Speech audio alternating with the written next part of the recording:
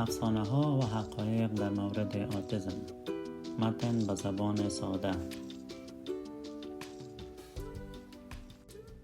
سلام، نام من احمد است و می خواهم درباره برخی از افسانه ها و حقایق در مورد آتیسم با شما صحبت کنم.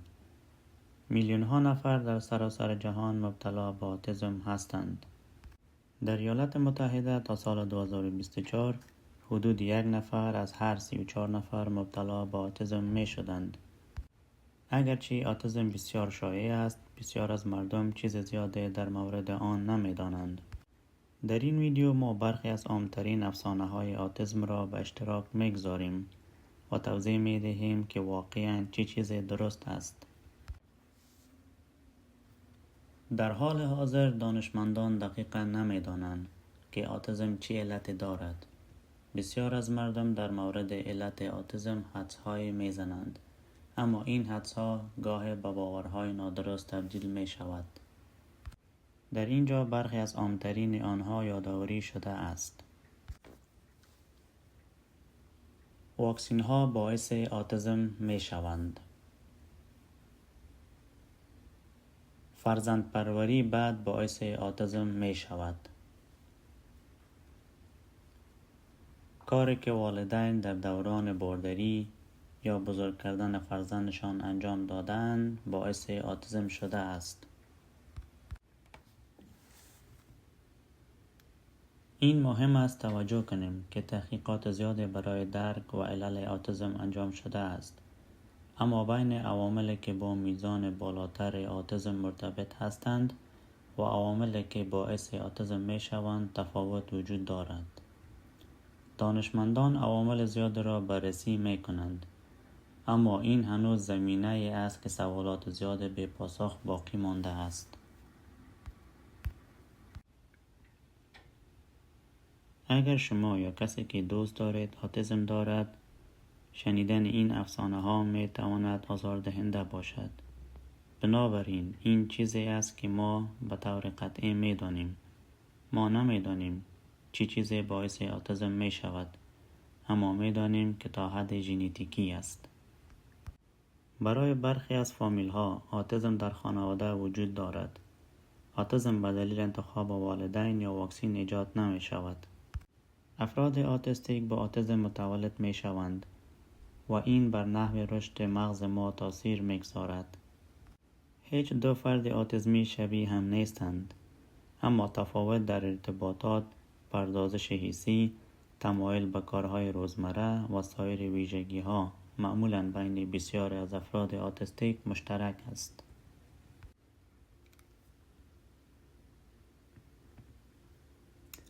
همچنان افسانه های زیاده در مورد این که چه کسی می توان آتیستیک باشد وجود دارد. برخی از آن افسانه ها عبارتند از: فقط پسرها آتیسم دارند، آتیسم فقط در کشورهای غربی اتفاق می افتد، فقط در کودکی می توان آتیسم را تشخیص داد. آتیسم فقط یک لیبل مد روز است و افراد بیش از حد تشخیص داده می شوند. حقایق در مورد این که چه کسی می توان آتیستیک باشد. هر فرد بدون توجه به جنسیت، نژاد، ملیت یا میزان پولی که دارد می توان آتیستیک باشد. آتیسم مدام العصر است، در حالی که بسیاری از افراد در دوران کودکی تشخیص داده می شوند، اما در بزرگسالی آتیسم نیز بزرگ می شوند.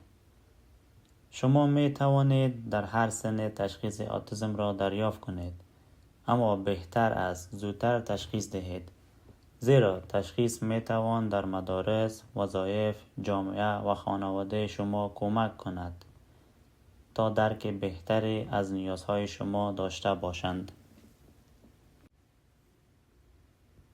در حال حاضر تشخیص آتیسم بیشتر است، اما ما کاملا مطمئن نیستیم که چرا. برخی از دلایل احتمالی عبارتند از: 1.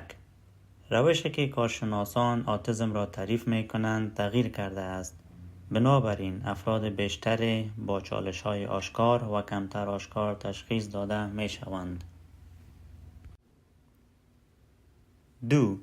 کارشناسان در تشخیص اتیسم در همه نوع افراد بهتر آشناتر شده میرند، اگرچه هنوز هم کارهای برای انجام دادن وجود دارد. همه افراد اتیستیک متفاوت هستند. هر کدام ما قوت و چالش‌های خود را داریم، اما بسیاری از مردم نمی‌دانند که افراد اتیستیک واقعاً چگونه هستند و این منجر به افسانه‌ها می‌شود، مانند اتیسم در همه مبتلایان یکسان به نظر می‌رسد. همه افراد اتیستیک دارای ناتوانی‌های ذهنی، ناتوانی‌های یادگیری یا استعدادهای ویژه هستند. افراد اتیستیک نمی‌توانند روابط تشکیل بدهند، احساس عشق یا همدلی داشته باشند. افراد اتیستیک همگیشان به ریاضیات، علوم یا تکنولوژی علاقه دارند. افراد اتیستیک دوست ندارند با دیگران معاشرت کنند یا با دیگران ارتباط برقرار کنند. افراد اتیستیک خشن یا خطرناک هستند. هیچ کدام از اینها درست نیست. حقیقت این است که افراد اتیستیک با هم بسیار متفاوت هستند. اتیسم یک طیف است، به این معنی که افراد را به شیوه‌های مختلف تحت تاثیر قرار می دهد. برخی از افراد اتیستیک به راحتی صحبت می کنند، در حالی که برخی دیگر ممکن است اصلاً صحبت نکنند. بعضی از آنها ممکن است معلولیت‌های دیگری داشته باشند، اما برخی دیگری ندارند. افراد اتیستیک نیز مانند هر کسی دیگر علایق گوناگونی دارند.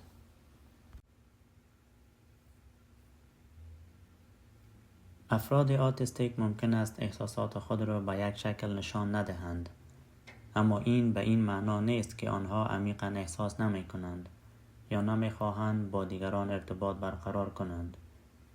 آنها می توانند احساس تنهایی کنند، دیگران را دوست داشته باشند و بخواهند اجتماعی شوند.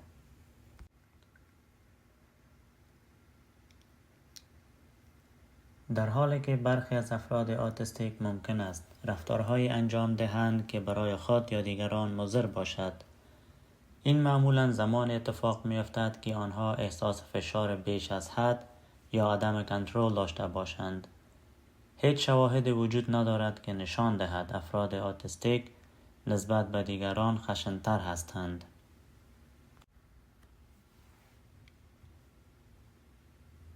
ما همه چیزهایی داریم که با هم مشترک اند و چیزهایی که ما را منحصر به فرد می سازد.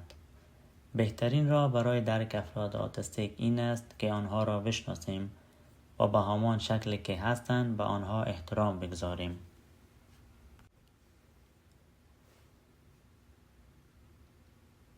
این باورهای نادرست مضر هستند و می توانند زندگی را برای افراد اتیستیک دشوارتر کند. به عنوان والدین، اعضای خانواده و دوستان، ما باید از افراد اتیستیک حمایت کنیم و اطمینان حاصل کنیم که آنها احساس محبت و پذیرش کنند. اتیسم تغییر نمی کند، اما افراد می توانند رشد کنند، مهارت‌های جدید بیاموزند و با گذشت زمان حمایت بهتری دریافت کنند. با کمک و حمایت مناسب، افراد اتیستیک می توانند زندگی پربار و معنادار برای خود داشته باشند.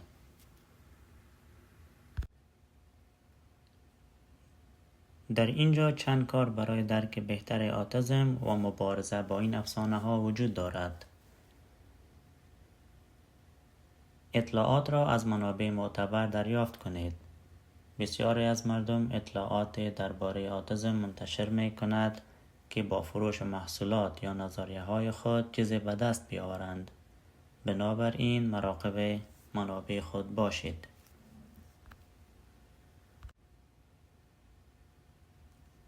با والدین کودکان آتیستیک ارتباط برقرار کنید تا یک جامعه بسازید و از یکدیگر بیاموزید. مهمتر از همه، به بزرگسالان آتیستیک گوش دهید و از آنها یاد بگیرید. آنها می توانند به شما کمک کنند تا فرزندانتان را بهتر درک کنید و به بهترین شکل ممکن از او حمایت کنید.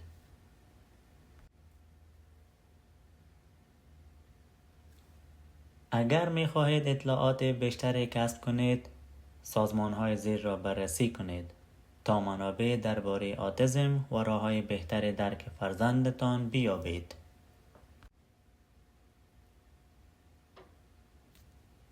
از توجهتان سپاسگزاریم.